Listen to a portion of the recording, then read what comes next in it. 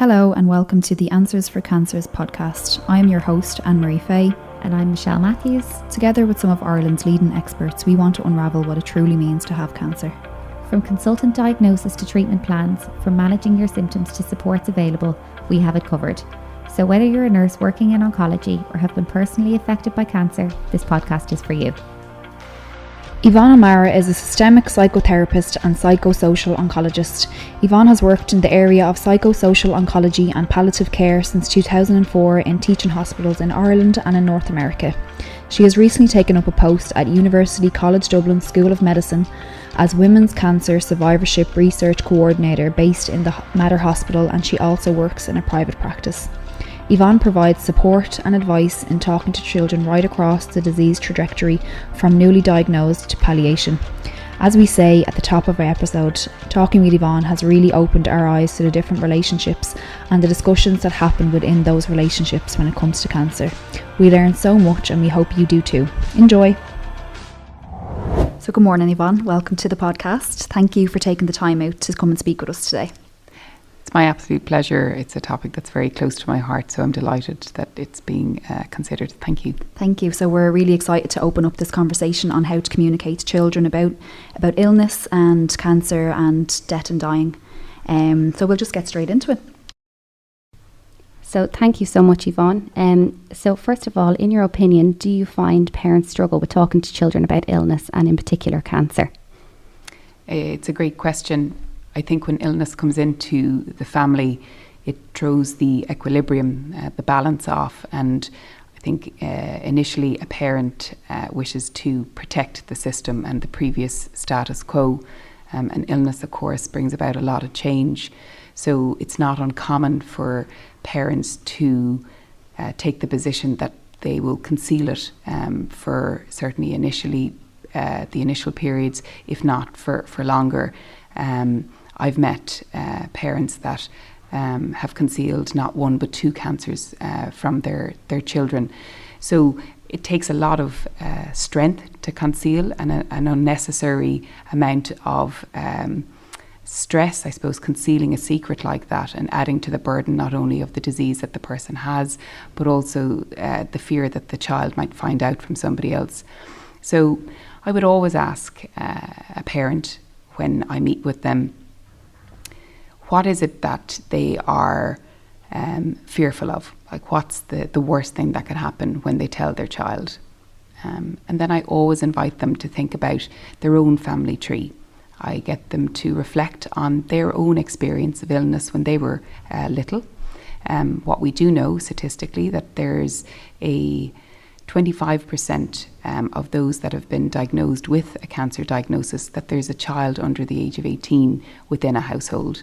And we also know that 4% of all cancer deaths, there is a child under the age of 18 within a family. So it's prevalent, and we need to really encourage parents to bring their children along the disease trajectory with them, whatever that trajectory is.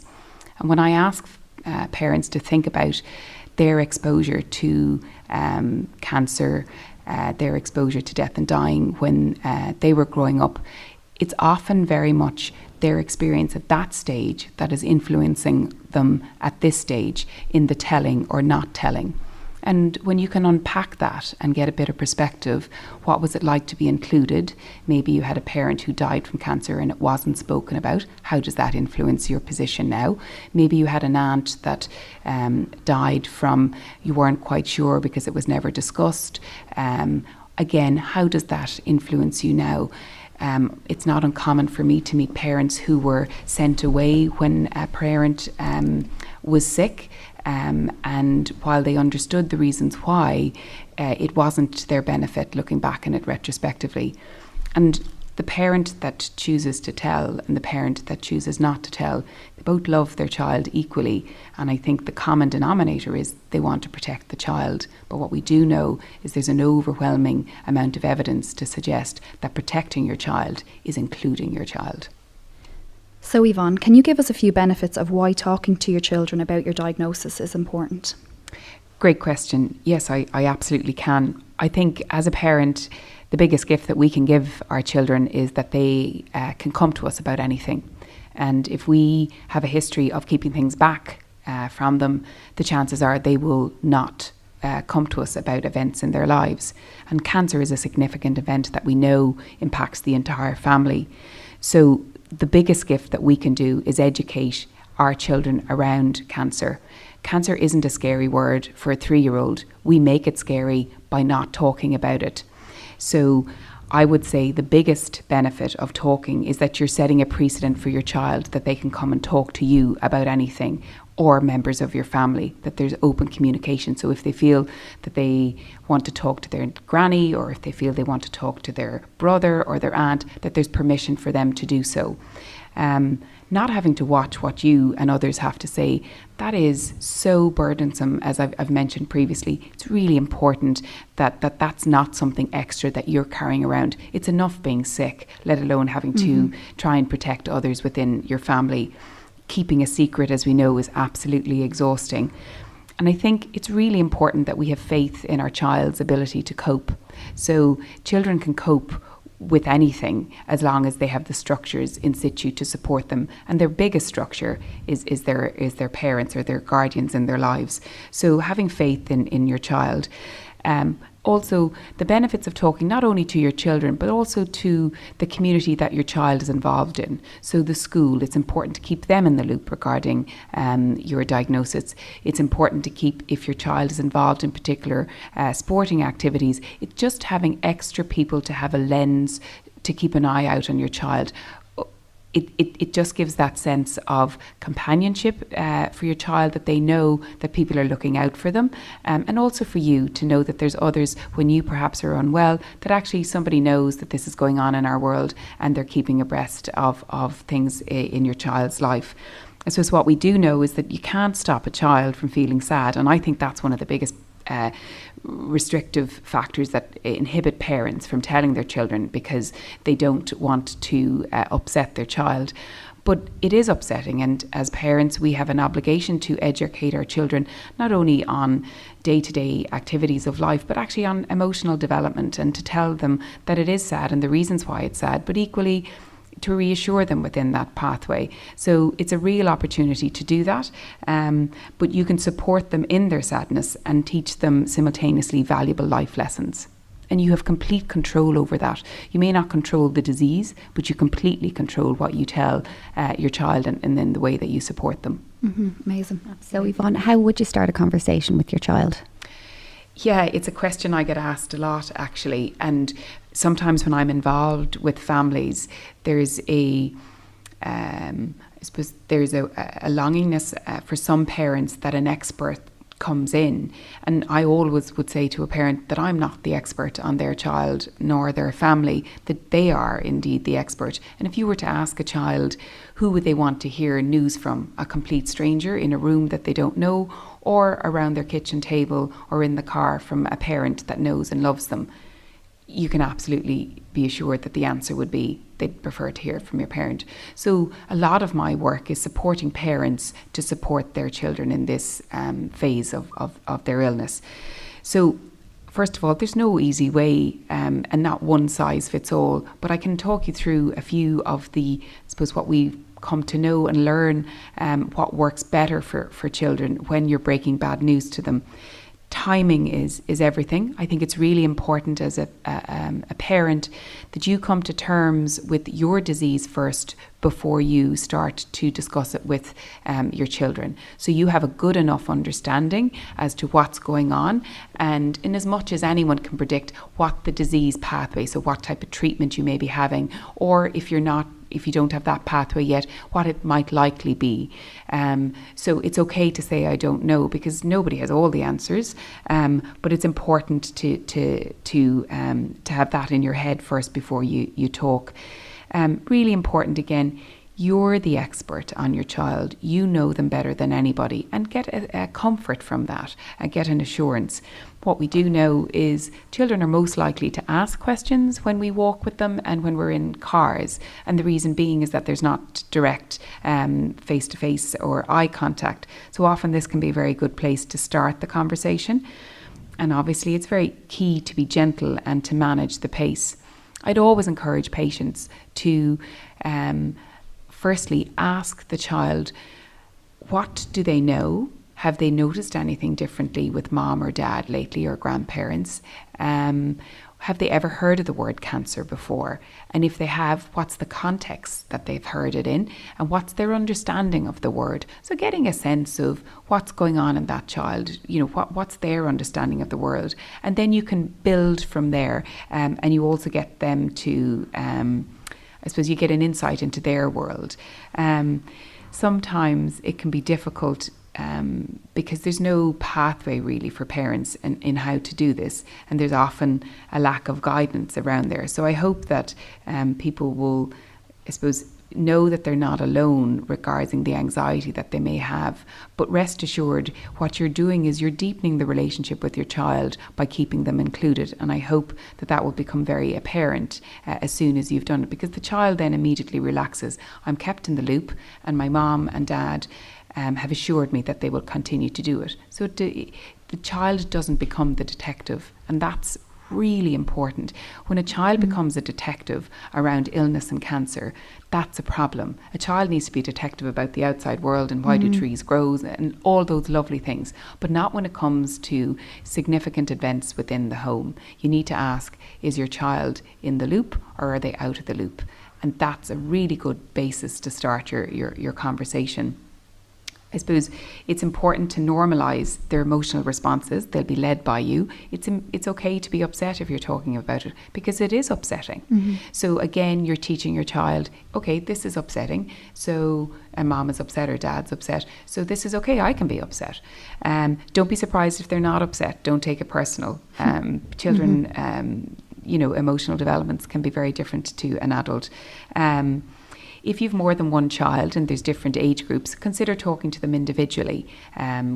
So what we would say, maybe 7 and under, they could be done together. 7 and over, depending, maybe a 12-year-old might have a separate conversation to a 7-year-old, but that it's really important that you keep all of them aware that all of them know, so that the 4-year-old knows, but maybe in different language, and the 12-year-old knows. So you would never say a lump or a bump. You'd always use the word cancer, but you might explain it. It looks like a bump on the breast, or it looks like a lump on the prostate, or in my tummy, or wherever the cancer is, that you would clearly use the word cancer. You'd clearly describe what it is, and I'll give some resources at the end, some language that you can use. I suppose and then you might use a euphemism. So one of the ones that I might use is, say, for chemotherapy. Chemotherapy, the cancer is like a weed in mommy's body, and the chemotherapy is like weed killer. And if you're having radiotherapy, I might say, sometimes when the sun is really strong, it can burn the grass or it can burn some of the weeds. So radiotherapy can act like that. It can burn the cancer, but it doesn't hurt mommy, or it might cause a little bit of pain, but it doesn't burn it in the same way that you imagine. So making it child friendly, whatever your child is into, or maybe it might be the mechanics of a car, but you'll know that because, again, you're the expert when it comes to your children. It's really important to tell your child how your health will be affected.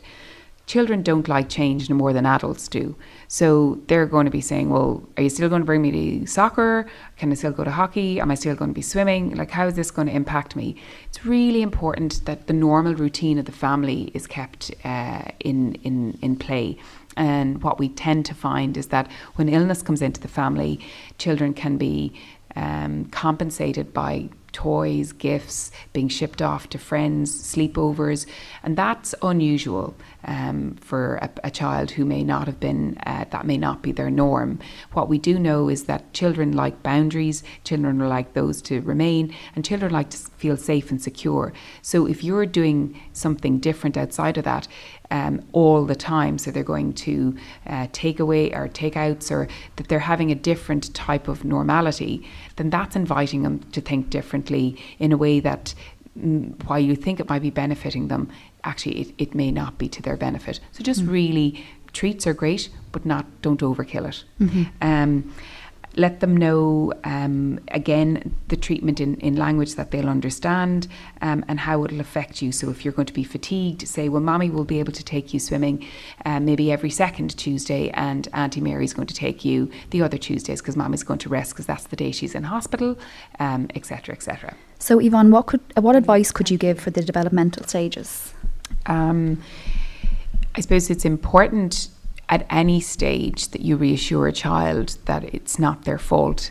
Sometimes children think that they've done something, or if there's been disharmony in the family beforehand, maybe their behaviour was bold, or that they think that they've caused the cancer for dad or mom or for grandparents. So it's important at all stages to reassure that it's nothing that they've done that has brought the cancer about. And also that it's not contagious. I think children, again, at all stages, just need to be affirmed that, you can't catch this, that cancer is not something that transfers from one to another. With regards developmental stages, I would often meet with parents, and they, through no fault of their own, would tend to dismiss maybe the needs of the younger children in the family. Oh no, we haven't told them because they wouldn't understand or they wouldn't know. And if you think about developmental stages, from the moment we're born, we're growing, we're developing, we're observing, and even pre-verbal, we have learned so much about our world and our carers that forms and shapes who we are. So an infant from 0 to 2, if cancer comes into the world in their family, it's really important that their needs consistently are met in the way that they were previously. So meeting their physical and emotional needs. And again, simple language, using the word cancer. So if mommy's going to the hospital because of cancer, mommy's sick and mommy's going. So not talk to your child even though they can't talk back, because you again are creating a pathway of trust at the early stages. Really important that routine is kept for all children, but obviously particularly this age where you're sleep training, and that's not upset and upsettled, because that's the last thing you want is that to when you need your much needed rest. When we look at preschool children, the age of 3 to 5, they have a basic understanding of illness, but they also have this magical thinking. So that's when you can get the contagious notion that they've given it to you, or that maybe the fairies, or that it's something that they've done that they can't tell you because it's so bad, how their minds race. So it's really important that you explain what the illness is, and again, affirming that it's nothing that they've done. There often can be a disconnect in what they say and what they feel. So they might say they're feeling very sad, but they're laughing the next minute, and that's very normal. So not to judge them with regards to their emotional responses.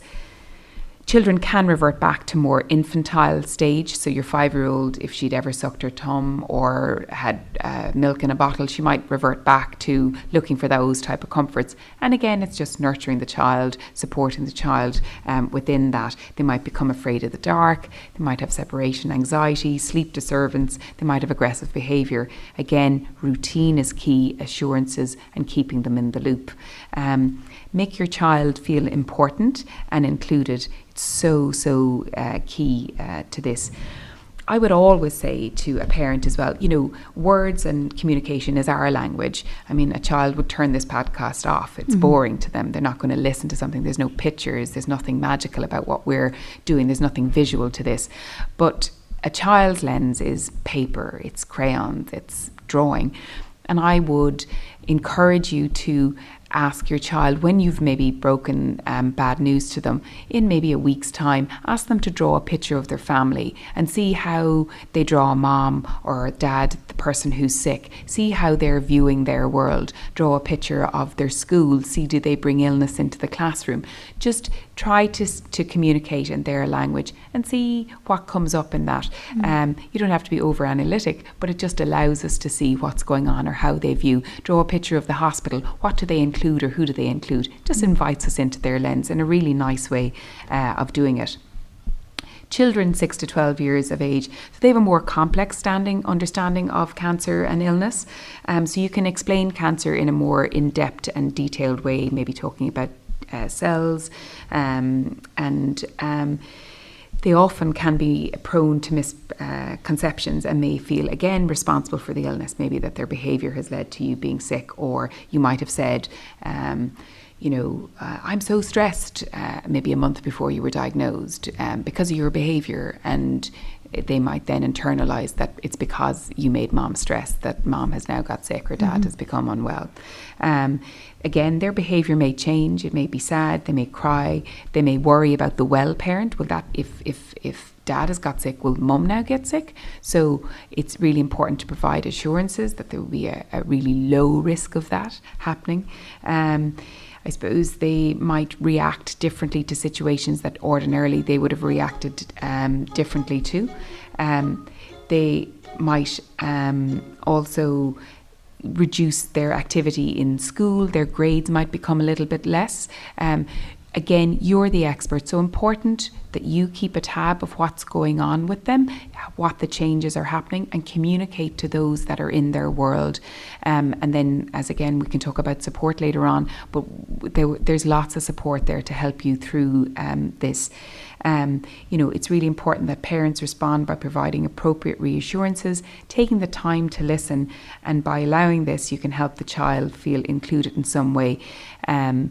Children can often go to the internet, and they can also trust older friends, and for all the very best intentions, but it's important that you create a pathway that they come back to you with the information, or often misinformation that they've acquired. Mm-hmm.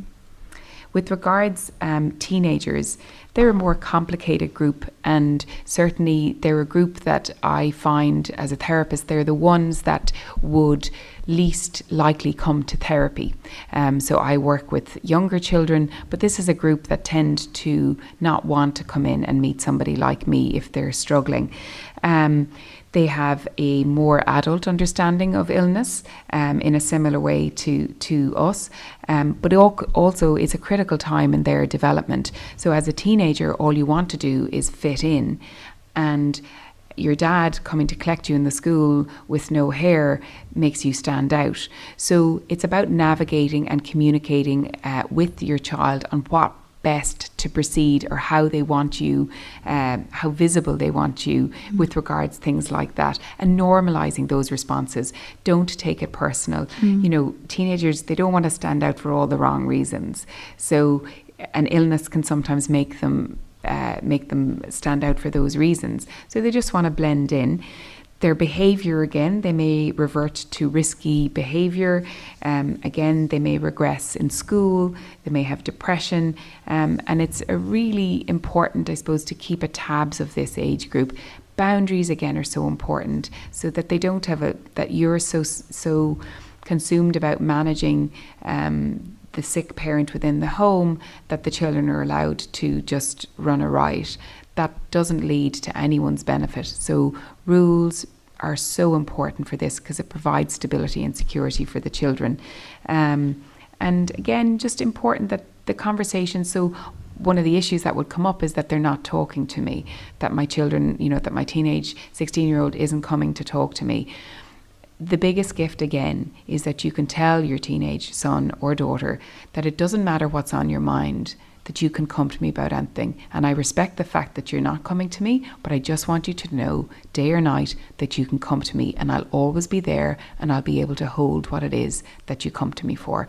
And you've laid the pathway then. If the child chooses to, no more than with any adult, you can't make somebody talk, and a child is exactly. So respecting their position, but knowing that if they don't want to talk to the parent, that also there's support for them to talk to somebody else as well, that they know this. And that is providing, again, security and safety for them. So often the elephant in the room is the conversation around death and dying. Have you any advice for parents on how to open up these conversations? So firstly, I'm delighted that you're talking about this, because immediately that elephant becomes much smaller. What I find is that parents, when they attend talks about communicating about cancer, in fact, they're parents that are much further on in the disease trajectory, and that they have an incurable cancer that may lead to their death. And that's where they want the advice, that's where they want the guidance. And again, what I say to parents, like what I've discussed before, parents will want to hear, or children will want to hear from their parents around this news. Depending on what you've told them thus far about the cancer, it's important to pick up from there. Or maybe you've been given a cancer diagnosis that you know is not curable from the start, that it's something that you will live with or it will behave quite chronically. It's important to be honest and to use language that is age appropriate to your children. I think it is one of the most difficult things that a parent can do is to tell them that they're dying from a cancer or any disease for that matter. And there's no easy way. Again, it's important that you yourself come to terms with it first, just that you have some sense. Ideally, just like communicating about a cancer diagnosis, it's preferable that you have both the person who's diagnosed with the cancer and the other parent, if it's a two-parent family, that both of them sit down with the child. And the message that you're sending is that both parents can cope with this and both parents can have a conversation with the child, and that the child can come to either of those parents. It's up to the child to decide which parent they want to come back with questions. But the message you're sending is that to the child is, oh, both mum and dad had this conversation with me and I can talk to both mum and dad about this. And it's the same with death and dying, because what will happen often with children is if a parent is dying, they can tend to detach a little bit from them and become closer to the parent that's not dying. And that's very normal, but it can equally be very hurtful for the parent that is dying. So just to normalise that for anybody who's going through that it's not uncommon, and how, as painful as that is, it's a child's way of protecting themselves. So sometimes just being aware of that, I hope that you can get comfort from that it's nothing about you, it's just about how children are. It's important again to understand the language around death and dying. Has there been death and dying in their family tree recently? And if it is, what's their understanding of it? Again, I would always ask parents to reflect back on their own childhood and to see what their understanding is and was of death and dying. What was their first introduction to death and dying? Did their parents include them? Did their parents exclude them? Were they allowed to go to funerals? Were they excluded from funerals? Again, how does that shape your position when you're going to talk to your own child about that? Really important to just have some insight into that. A children is heavily influenced by a parental's emotional response. So if a parent is crying, a child will be picking up cues. So a child will either go, I'm going to cry to be in alliance with mom or dad, or they'll decide, you know what, I'm not going to cry because that might make them even more upset. Or maybe they don't feel like crying because they don't understand the magnitude. So there's a variety of reasons why they have different and similar emotional responses to us. Don't be afraid to say, I don't know. It is really important to use death and dying. It's all too common for people in media to use the word passed away, passing, journey, etc., etc. That's a very sketchy word for a child. You pass out a car and yet somebody's passed away. How do they do that? What do they do? So it's really important to use clear language that is universal, that is universally understood, and that there's no doubt for them to become detectives. It's very nice, the concept of, I'm the brightest star in the sky, but again, that's a bit abstract for a child. It's important to say that dead means dead. And then whatever your belief system is, so if you believe in an afterworld, then that conversation can happen. But that dead means that you no longer have a heartbeat. Dead means your brain no longer works in the way that it did. And then you explain your religious beliefs if you have them or not. But to say that, somebody's passing and they're going to be a bright light in the sky, that's too vague for a child. Again, we look back to child-friendly expressions. Having conversations like this are really emotionally draining. And again, our child's way of expressing is through crafts, sports, art, music and dance. So again, I try to tap into that and see where they're at regarding those activities and how the conversations that we've been having, how are they manifesting through that.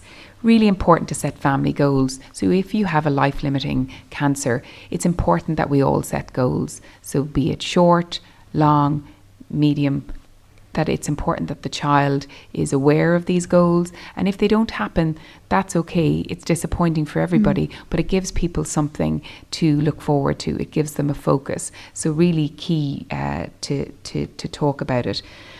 What children really want to know when death and dying comes into the family is, will they be okay? What will it feel like? And these are questions that I work with adults that are dying. These are questions that they ask. Yeah. What happens after death? And is it their fault again? It's important that you assure them that it's not their fault. They'll ask, will it happen to them too?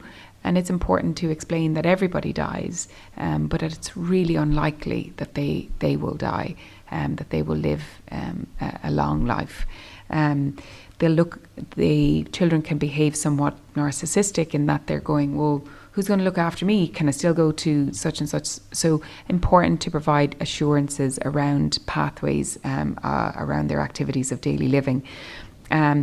They'll wonder what happens to the relationship. So when you die, where do you go and how can I talk to you? So it's important that you maybe come up with your own connection with your child, because what I know is working with children post-bereavement, the parent that has laid a pathway for them to connect with them in death and has spoken to them, that child does much better in their bereavement outcomes, as opposed to the parent who, no fault of their own, perhaps it was too much or just time wasn't on their side, that those children struggle more, and that we have to investigate how can they connect with mom or dad or granny or granddad. So if you have the autonomy, and often there's a great saying by Colin Murray Parkes, is one of those good things about cancer is that it allows families to prepare. But one of the sad things is that often families don't take the opportunity. Mm-hmm. So if you do have time and you do have a life-limiting cancer, really think hard about bringing your family along with it, because you then can guide what happens after your death. You can tell your child, when you see a bird singing, that's mommy, or you can or think of mommy in a way that makes that child connect, that they have continuing bonds. Not that the mom is bird, I apologise, but that they feel connected to mom. Or when you hear this song on the radio, know that I'll be thinking of you. So there's lots of pathways. You can do memory boxes, and there's nurses and there's social workers that will guide you through that in any cancer centre in the country, that they will be able to support you. Something that's really simple, and I do a lot of it, and it's very, particularly if you've low energy, is I would do memory canvases. So a canvas, and you paint your hands on and you put them on the canvas, and that's a really lovely thing for a child to have. And maybe you're doing that all along in your household, but it's a really lovely thing for that child to have in the event of a parental death, that they did this with their parent during their lifetime, and that their parent was thinking of them enough to know that they would have it after their death. It just provides security. And as we know, bereavement now focuses much more on, we evolve, and so do children when it comes to a death in their lives, that at each phase there's a different relationship to the person that has died. And what we know is that we never fully overcome somebody dying, but what we do is that we create bonds, such as I've discussed, that allows us to connect to that person throughout our lifetime, and that term is continuing bonds, and that is what we now believe is a good bereavement outcome, that if you think of that person, you feel connected to them, that you have a trigger of a smell, and that you feel connected. And I suppose those who have a life-limiting disease have a lot of autonomy over educating their children regarding that. Mm-hmm. So there's often a lot of confusion about if children should go to funerals or not. What's your opinion on this? Again, it's a question I get asked a lot. If you asked a child whether they'd want to be included or excluded in a family event, the chances are they'd want to be included. Mm-hmm. And a funeral is a ritual, but it's also a family event, and a really important family event. Again, it's an opportunity for the child to see how we grieve those that we love. It's an opportunity for the child to partake in a ritual, and that it can be part of their life story. So if they wanted to write a letter, if they wanted to draw a picture, that they put that in the coffin. It's really important to give a child a choice. So maybe they want to be, one of the questions I might get is, could they see the body? Would that be too traumatic? Yeah. And again, I'd invite you to think about the first time that you saw a dead body. Was there a discussion beforehand? Did somebody lead and hold your hand? Did somebody encourage you to touch the body? And that again will influence you or the parent, how you deal with this time. What we do know is information, sharing, telling a child what to expect, that the body will be cold, that the body will be X, Y, and Z, that's important to share to the child so they know, so they don't have a fear of it. Maybe you show the body to the child before the actual service, and that the child has had time to spend with their close family members in the funeral parlour or at home, depending on how you celebrate that person's life. But again, giving a child a choice. I would never force a child into doing something that they don't want, but generally if you can provide assurances or making the child feel connected to the deceased person, that will allow them and support them through this phase. But I think it's really important with regards to life stories that children who are comfortable and who want to be included, that they absolutely should. We know that they do better. And those that feel scared or maybe worried, explore that. What is it that they feel scared about, and try to unpack that for them and provide assurances, and not to leave them in a place longer than they want, or that they become uncomfortable or distressed. But death is part of the ritual of life, and this is a way to educate the child around it, be it a very sad component of life, but something that again your child will look back on. As a therapist, I work predominantly with adults. And I've yet to meet an adult that has said to me, I was really happy that I was excluded from my father's funeral when I was growing up. I was really happy that I didn't know that they were sick. I've met so many adults in front of me that say, this is what happened. I was excluded. It's left a real pain in my heart as a result. I didn't know what was going on. I completely understand why my parents made that decision, but if they had listened to me, they would have known that I would have wanted to be involved. Yeah, absolutely. Such a good point. Mm-hmm. So Yvonne, what resources would you recommend then for patients? I suppose firstly, in all cancer centres, there are social workers and nurse specialists who would be very expert with regards this area, communicating with children about cancer. So don't be afraid to ask for them. We understand that it's a very difficult area. It's not a sign of weakness, it's a sign of strength, and there is services out there that can help you. So please tap into them. Don't suffer alone in something like this when we can help you. There's a number of websites that are very, very good. One of them is www.tellingkidsaboutcancer.com. We have the Irish Cancer Society, www.cancer.ie, and they have a very good booklet as well. You also have the resources of ARC, which run a CLIMB programme, and that's for children under the age of 12, that your children can be part of a programme whereby they can be educated around what cancer means. You also have another website, www.macmillan.org, and again there's really useful tips and drawing on some of the things that I have discussed today. If you have a child that has an intellectual disability, everything that I have discussed today is applicable to them, but obviously age appropriate, so they may function at a much lower level. Though they're 15, they may be functioning at a 5-year-old or a 7-year-old. You know that, so taper it to that age group.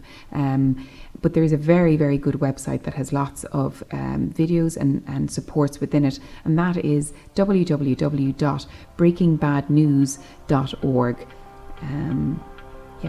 Brilliant. Thank you so much, Yvonne. We really appreciate you taking the time to talk to us today. This is fantastic. Thanks, Rudine. Thanks for listening to the Answers for Cancers podcast. Please share this podcast with anybody who you think it might help. Also, if you can like and subscribe, it lets people know we're here. You can alternatively contact us on Instagram at @theanswersforcancers_podcast. And if you have any questions on anything that we discussed today, please email us at theanswersforcancerspodcast@gmail.com, or you can DM us on Instagram.